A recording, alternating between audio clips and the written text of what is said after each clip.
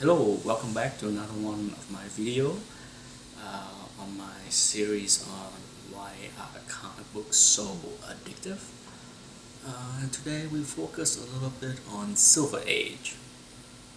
Um, Even if I was born in the US, I'm likely won't be exposed to comic books during the Silver Age.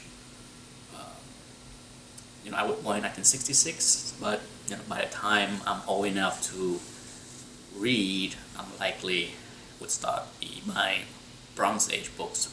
So unlike the Bronze Age, Silver Age comic books have a very different kind of effect on me as far as my enjoyment and love for this hobby.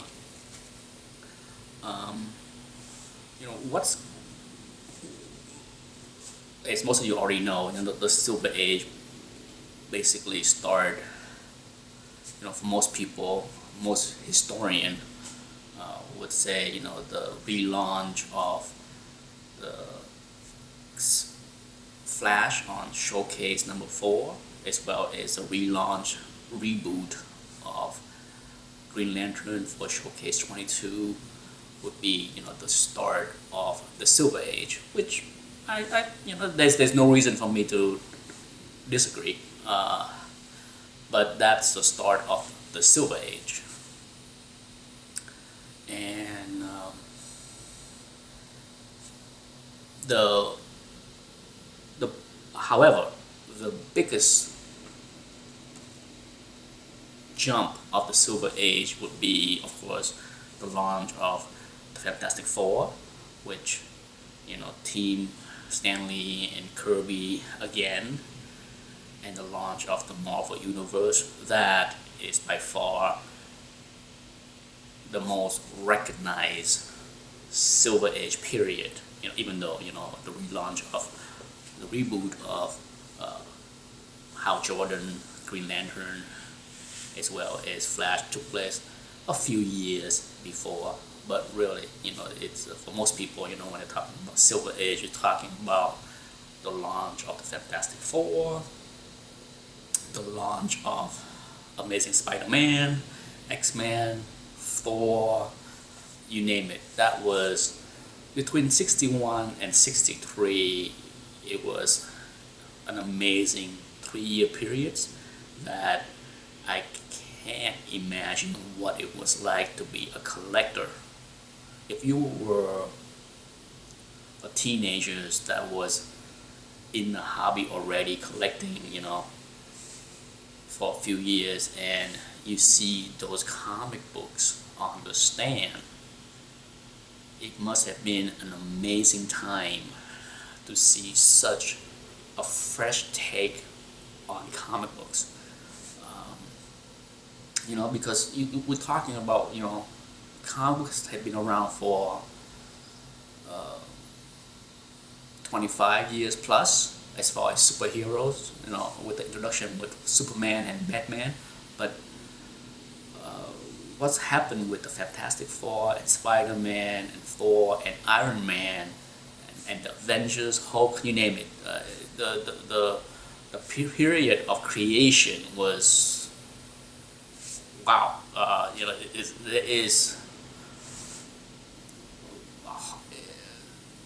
There is no other 3-year span that saw so much wonderful creation out of this hobby, in my opinion. If you go back the span of 80 years of this hobby, I don't think you can pick any 3 years span where you would see dozens and dozens of incredible characters, both on the superheroes as well as the villain, that just mind-blowing as far as the sheer amount as well as the sheer creation, imagination, and wonderful story that came along with all of those wonderful characters. So I think to me, 61 through 63 are the three most amazing years in the hobby, bar none. I was not around to buy it, I was not around to enjoy it, but looking at the books today, read the reprints or the books that I have, I can understand how special they are. Um, for sure, I cannot relate to the feeling of collectors buying them off the rack, but I appreciate them deeply. And I was talking to a collector a while ago about appreciation for Silver Age books um, compared to, say, Bronze Age when I was a collector. I make the analogy of sport.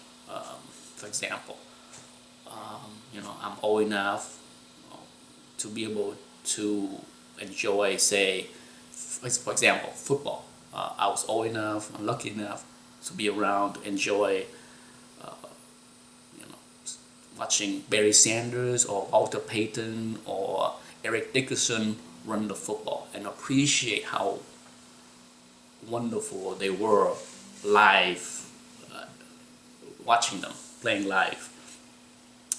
But that does not diminish my appreciation for the sport or the skills of running backs when I watch old films of, say, Jim Brown or Gale Sayre.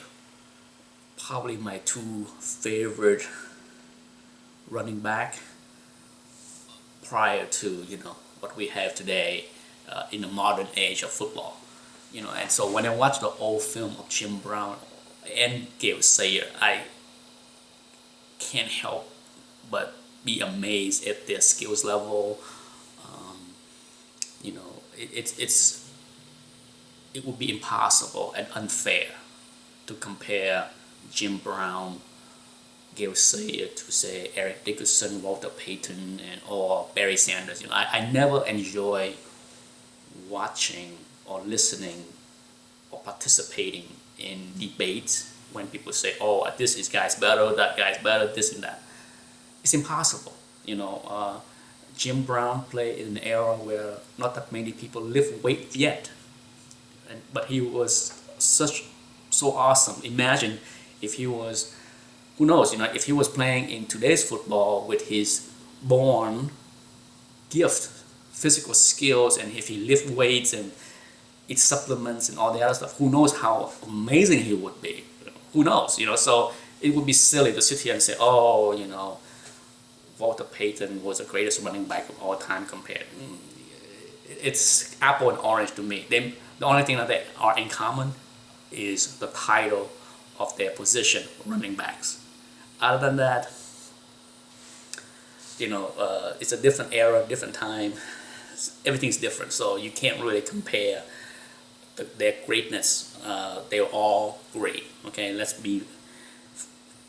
how I look at it. I look at all of those names that I mentioned. They all great, and so I enjoy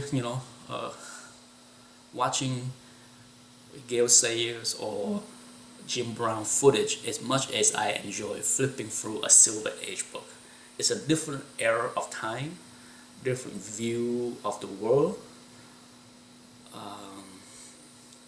and I can only wish I have a time machine to go back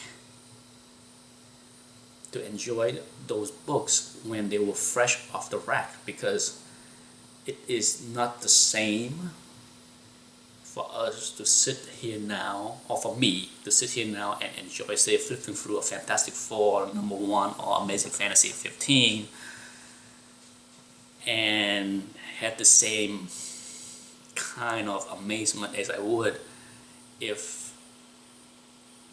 this is the first time I see them. If I sat down and read Amazing Fantasy for the first time without ever heard of Spider-Man again, I think the feeling would be extremely different from what it is today.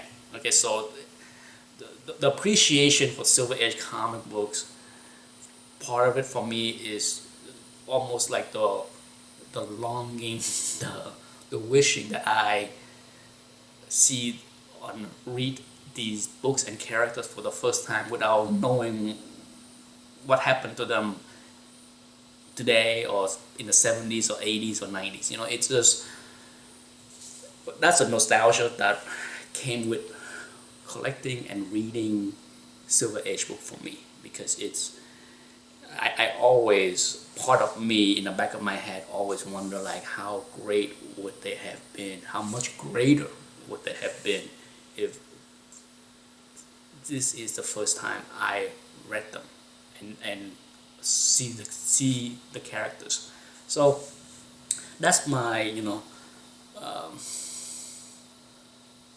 I think that's how special Silver Age books are for me, especially the book from 1961 to 63, even all the way to 66, because there was a lot of wonderful things that was introduced all the way through 66, 68 even. But I think looking back at those few years and see the wonder that Stanley and Jack and the team, you can't help but put all of those guys together. I really try to engage in debates on the credits of these creations, because I think they all should be lumped together as far as the contribution of the Silver Age. I'm talking about Ditko, I'm talking about Stan Lee, of course, Jack Kirby. There are also so many people that needed and should be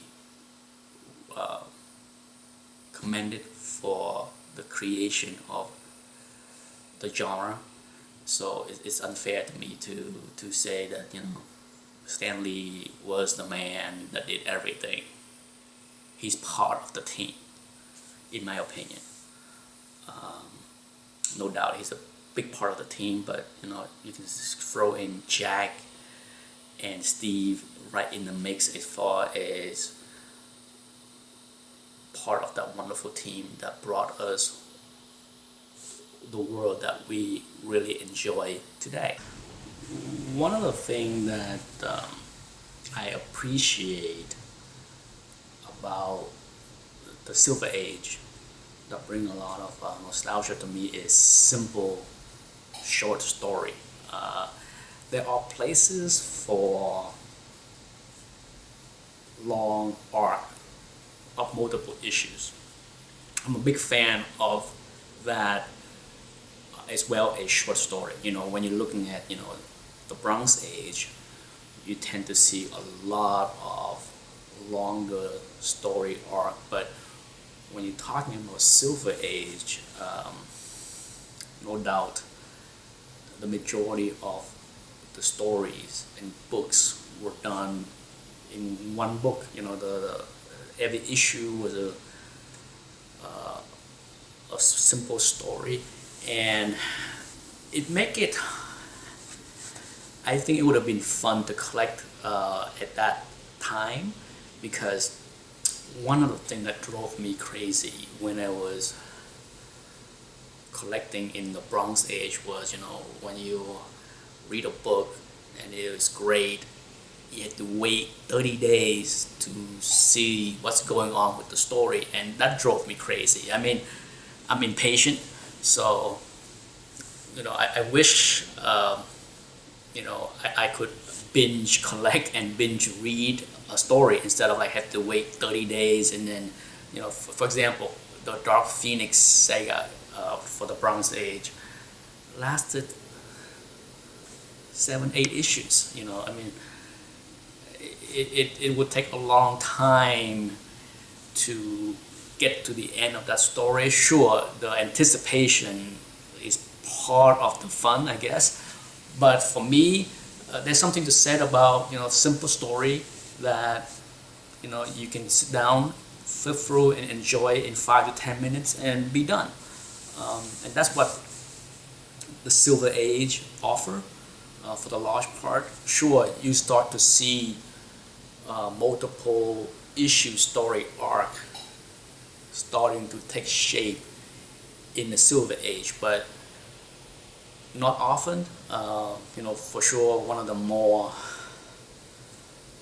commonly known multiple issue arc of the Silver Age would be the introduction of Silver Surfer and Galactus, Fantastic Four 48, 49, and 50. But that's not the norm. Okay, often you see one issue, one story, and that's kind of neat, easy read, and you can almost pick up an issue. When I was collecting back issue, I can pick up any given issue and feel like I'm not in the middle of a story and not knowing what the heck is going on. So that's part of the pros of having simple, short story. It's but what makes the Silver Age special, especially for Marvels, is if you have a opportunity to read Silver Age DC and Silver Age Marvel, it is extremely different. Extremely different. It is in my opinion, it is a much better read, more fun to read those Marvels issues from 61 to 63 all the way to 68, 70s. They're all just a new take on storytelling, new take on character development, and it's widely discussed. So I don't need to rehash on how Peter Parker is more complex with real people issues, all that stuff. But I think that was a lot of fun for the Silver Age, and that's what makes Silver Age very special, because it's a completely new take on it. And I had a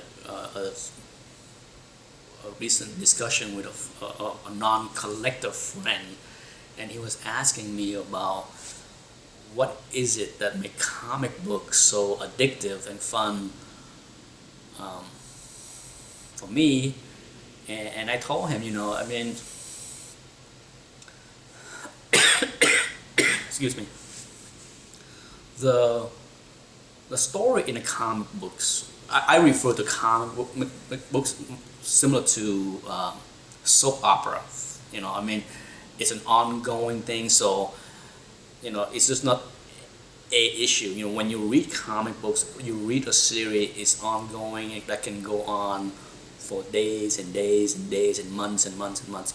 And one of the things that confused him was he's like, it makes no sense to me that Peter Parker, Spider-Man, can exist from 1960 something, and then 50 years later he's still the same age, or roughly a few years older. How can it make no sense? I'm like, well, you gotta understand. Here I go again with the analogy with soap opera. I'm like, well, if you watch a soap opera, General Hospital, every day 1 hour does not mean that the next day is the next day. That 1 hour that happened the next day that you watch could be happening right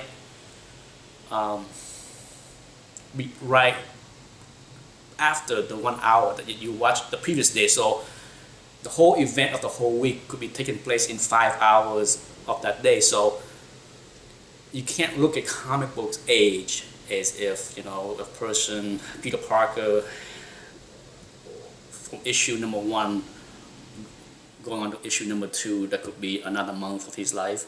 It literally can be minutes that take place. So like the Phoenix saga, for example, the story arc that spans 7 months could have happened in 2 or 3 days, in real time. Okay, so in that sense, I told him, if the same kind of attraction that draw story readers into collecting and enjoying comic books is somewhat similar to, say, people that enjoy watching soap opera. That's what I try and explain to him. I'm like, people that sit down, they like to watch a continuous storyline that evolve, every day, every month, every year. Heck, some soap opera ran for 30, 40 years. So Same thing with comic books. I told him, it's just not a one-shot thing where you sit down, you read one book, and then that's it. There are development, hint, clues, little glimpse of other things that happen next issue that give you the desire to see what can happen next. It's not like the typical TV show today where every episode is like you watch Law and Order, for example. Each episode is one snapshot of itself. There's no ties into next episode whatsoever. But that's what makes it fun as far as addicting and collecting. It's hard to explain for non-collector, non-readers. And the other thing that I tried to explain to him was, what makes comic books so special is that the image, the pictures, it's a story. Just like, you can go and read The Hunger Game and enjoy the story and the character development there. Okay, that's all well and good. That's a novel, great, not a fiction. But when you read a comic book, sure, the story is not elaborate, but it fills in many of the details with pictures. When you read a book, right, it can have paragraphs or pages of description of the environment and the surrounding of a scene. But when you look at the comic books, you don't need pages or paragraphs of text to explain, give you the visualization of the environment. You can just look at the beautiful pictures and you get sucked into the story. So that's what I was trying to explain to him. I said, there's something about the medium that is both written text as well as pictures. The storytelling is very unique to this medium that make it very special for me. And before I go, I don't want to run rambling on forever about this video, but before I go, one of the things that's special about the Silver Age that gave me a lot of appreciation for that time frame is the love of the people that produce it, because these books are labor of love. Okay, you got to understand, back in those days, the writers, the authors, the people that are involved in making these books don't make a lot of money. Okay, it is not a money-making machine, even at the height of its popularity. Unlike the modern artists and writers today, they make extra money with convention appearances, signing, all that stuff. That's why you see all this convention with all these artists showing up to sign and do sketches. There are other ways for them to supplement their income. On top of that, since the Bronze Age, mid-Bronze Age, to now, artists can keep the original art. So that's another way for them to benefit down the road. They can sell a piece of original art here and there and make a lot of money. Can you imagine if Jack Kirby was able to hold on to all of his art? He would be a multi-millionaire today, because every page is worth tens of thousands. It's mind-boggling how much work he put out and was not able to keep most of the original art in the 60s. So, it's a deep appreciation on my part on the creators, the people that put out these wonderful books that we all enjoy today, because it was really a labor of love for all of these guys. Anyhow, if you made it to the end of this video, thank you for watching, and until next time, bye.